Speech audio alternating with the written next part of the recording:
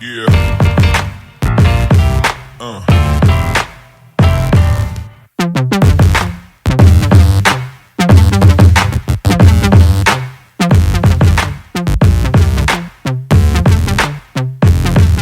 So, how important would either of you say it is, and we'll start with Dion, how important would you say it is not to let your emotions be a part of your decision making in the marriage? I know sometimes that's really tough depending on what you're going through, but how important would you say, or would you say it's important at all not to act on emotion when you're making decisions in the marriage? Yeah, that is so huge, Gail. And I think that is an outstanding question, but it's also a huge dichotomy, right? Mm-hmm, Because when mm-hmm. you love someone, emotions are a part of that. And Okay. so I'm fortunate because my husband, again, he's a very, very balanced and neutral individual. He's not an emotional being, Mm-hmm, if you will. And so that's really, really, really, that's helped me tremendously not to make emotional decisions mm-hmm. because he is the one who will ultimately say, you know what, hold on, hold up, hold on. Let's think about this. Let's pray about this. Let's talk about this some more. So he's found avenues. I realized, after we got married, that he would find avenues to help me kind of think about things, marinate things, because I'm more of a, okay, let's go, let's go. He's a processor. He thinks about things. He prays about things. And so I think making emotional decisions in any regard is Mm-hmm. not always a wise thing to do. I think you've got to figure out how to step back, take a deep breath, and make a decision based on facts, not Mm-hmm. assumptions, not emotions, but based on facts, especially depending on the magnitude of the decision. Now, if you're just saying, hey, where do you want to have dinner tonight? Like, who cares, Right, right, right? right. But if you're making a decision like to relocate and you are, having to, abort someone's career or, moving away from your family and your friends or your core, Okay, whatever. So big and small is all relative as well for every couple. So. okay. How about you, Greg? How do you feel about emotion and keeping that out of the decision making in the marriage?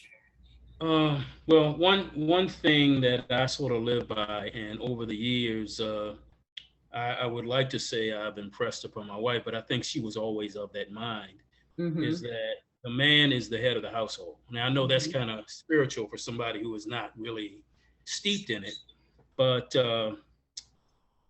I look at it this way, and I think Hattie concurs. She did not marry a fool. Mm-hmm. So when a decision has to be made, I'd like to consider myself a wise man, I always seek her counsel. And Mm-hmm. one of the reasons I do that is because I don't know everything. I can't Right. know everything. And my wife concurs with this. She's even uttered the words, I'm head of the household.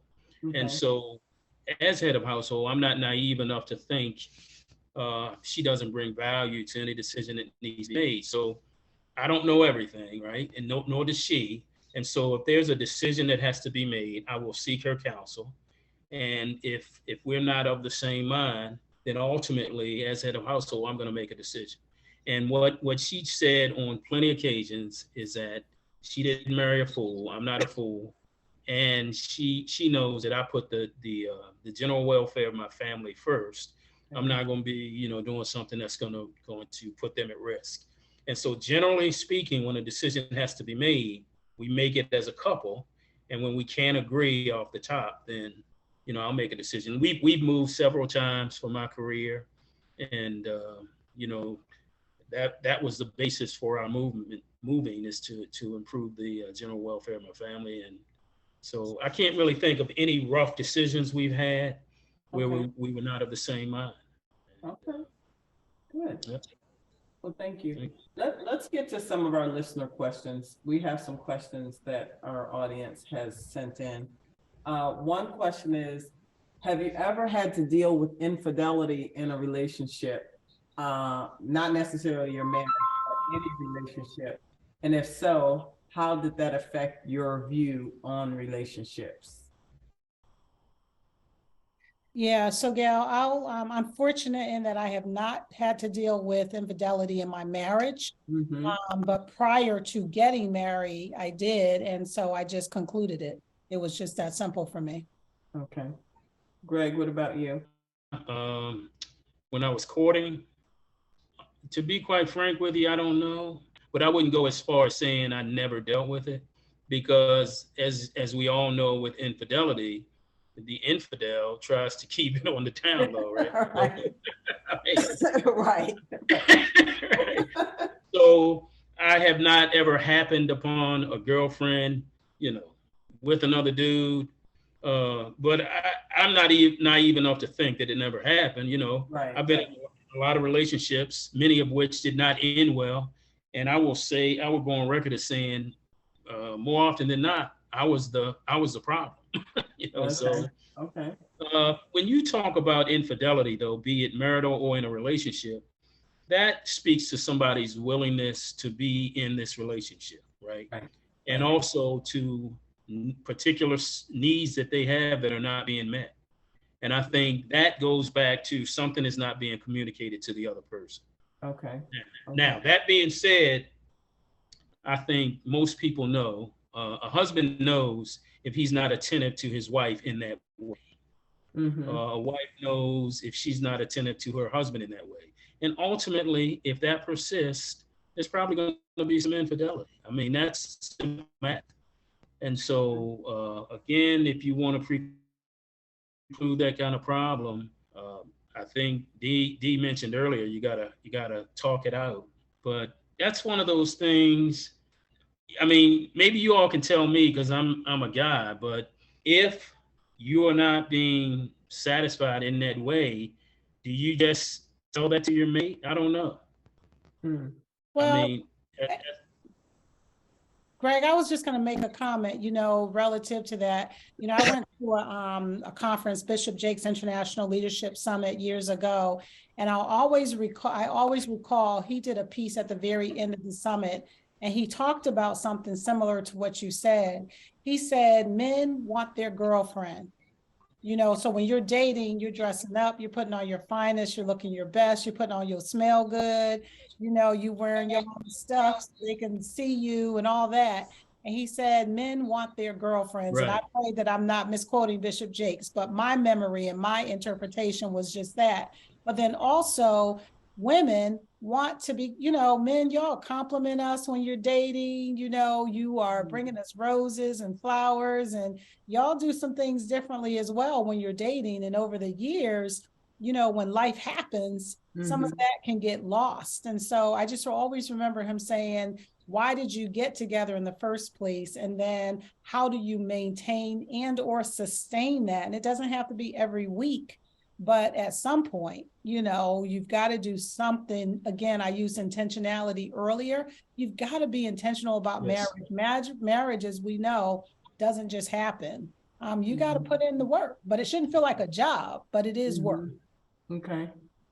Good. Right. That's great. Dee, you mentioned something once about somebody, like a training or something you attended, where they say always compliment your spouse. Can you talk to us about that a little bit? Yeah, basically, again, in premarital counseling, Bishop Evans, he told us, he said, one of the things you want to be very intentional about, not pretentious or not fake, but compliment your spouse. If your spouse is wearing something that you like, their hair looks good, and I'm talking about a man or a woman, right? So this is not gender specific, but compliment them. Make sure they know that you love them. Make sure, hey, babe, I really like the outfit you're wearing. That looks good on you. Or I say to my husband, you are just so handsome, I can hardly stand it.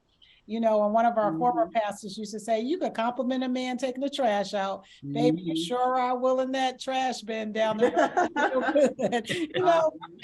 give your spouse something to make sure they feel good, so that when they're out and somebody else smell that cologne that smells good, or when somebody else like those red bottoms she have on and they give her a compliment, it won't feel as good, because guess what? Your spouse has already told you that. But if you haven't heard a compliment in like a year, and somebody gives you one, you'd be like, oh, thank you.